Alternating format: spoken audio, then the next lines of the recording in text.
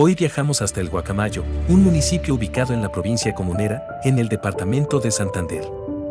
Desde Bucaramanga hay aproximadamente 167 kilómetros de recorrido, un viaje que toma cerca de 2 horas y media por carretera, atravesando algunos de los paisajes más representativos del departamento.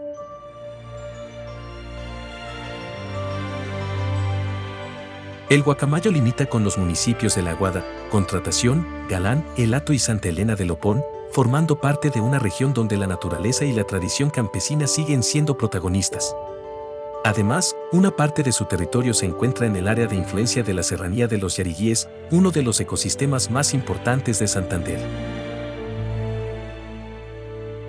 Sus montañas, caminos, cultivos y el ambiente tranquilo convierten este lugar en un destino perfecto para quienes desean conocer la esencia del Santander rural.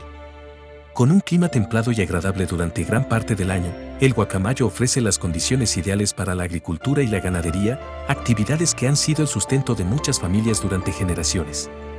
En sus tierras se cultivan productos como café, caña panelera, maíz, yuca, plátano y frutales, mientras que la ganadería también hace parte importante de su economía. Pero el mayor patrimonio de este municipio es su gente, hombres y mujeres trabajadores, amables y orgullosos de sus raíces, que cada día construyen el desarrollo de su tierra con esfuerzo, honestidad y dedicación.